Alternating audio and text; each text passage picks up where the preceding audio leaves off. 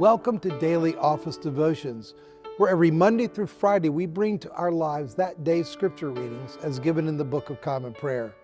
I'm Reggie Kidd, and I'm grateful to be with you this Friday in the season after Pentecost. We are in Proper 27 of Year 1 of the Daily Office Lectionary. First Maccabees. Mattathias resists a faux unity. Then the king wrote to his whole kingdom that all should be one people and that all should give up their particular customs. First Maccabees chapter 1, verses 41 through 42. Antiochus IV Epiphanes manifests the Hellenistic aspiration for a united human race. However, it is unity on Hellenists' terms, their language, their customs, their institutions, their philosophy, their worship, their hegemony. The forcible civilization of Jews required the destruction of Jewish culture. No offerings in the temple, no Sabbath keeping, no circumcision, no reading of the Torah. Instead, Antiochus imposed the sacrifice of swine on pagan altars in the land. He executed families that practiced circumcision, forced the Jews to eat unclean foods, burned the Torah scrolls, and decreed a desolating sacrilege on the altar of burnt offering, likely an image of Olympian Zeus. The enlightenment being imposed, as is often the case, is brutal. Predictably, the reaction within the Jewish population is mixed. Many, even from Israel, gladly adopted his religion. They sacrificed to idols and profaned the Sabbath. 1 Maccabees chapter 1, verse 43. At the same time, many in Israel stood firm and were resolved in their hearts not to eat unclean food. They chose to die rather than to be defiled by food or to profane the Holy Covenant. And they did die. 1 Maccabees chapter 1, verses 62 through 63. In protest of the ruinous paganization of the holy city, Mattathias ben Yohanan, a priest, moves with his family of 5 sons to his hometown Modin, some 19 miles west of Jerusalem. When the king's officers show up to impose the apostasy there in the hinterlands, Mattathias responds with the zeal of Phinehas. See Numbers chapter 25, verses 7 through 11. He slays both a Jew being forced to offer a pagan sacrifice and the king's officer who is forcing the sacrifice. 1 Maccabees chapter 2, verses 25 through 26. Mattathias and his family and followers then flee into the wilderness. There they refuse to defend themselves when troops from Jerusalem attack them on a Sabbath. After 1,000 of their company are massacred, the survivors vow to fight on the Sabbath if necessary. Let us fight against anyone who comes to attack us on the Sabbath day.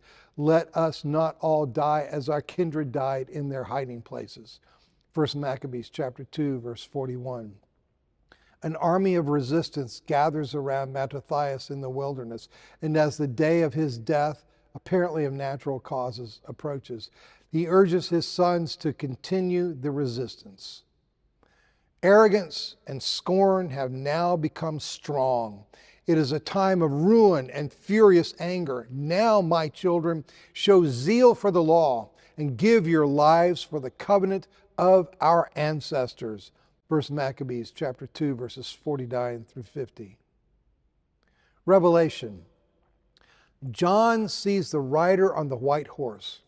At least in some way, Mattathias prefigures the great Christus Victor who fights a final battle to defeat his people's enemies, freeing them from the pollution of idolatry and all that defiles and destroys life. Then I saw heaven opened, and there was a white horse. Its rider is called Faithful and True, and in righteousness he judges and makes war. Revelation chapter 19, verse 11. In my and others' understanding of the structure of the book of Revelation, this vision forms a wonderful inclusio with John's first vision of a conquering rider on a white horse, Revelation chapter 6, verse 2.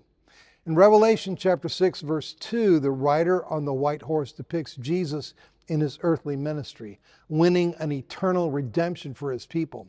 Here in Revelation chapter 19, Jesus reappears in his full glory to win ultimate victory. With finality, the one whose name is faithful and true returns to fight one last battle, spoken of at Revelation chapter 16, verse 14, chapter 19, verse 19, and chapter 20, verse 8.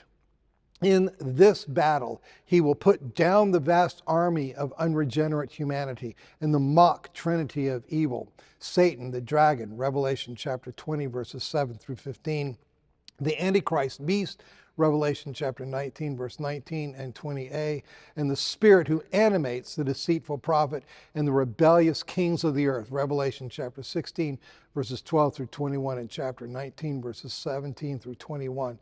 While many of the details of the book of Revelation are elusive and promise to remain so until Christ returns in power and glory, there is one matter that is not elusive at all. As is often said, the way to handle the book of Revelation is to approach it with this philosophy. We've read the end of the book, and we win. And we win because, and only because, of the figure who stands at its center, the rider on the white horse, who is called faithful and true, and in righteousness he judges and makes war. Revelation chapter 19, verse 11. Matthew. Peter recognizes the Messiah. For all his confusion about everything else, Simon Peter gets this one thing right in the singular, most important conversation in all of Jesus' earthly ministry.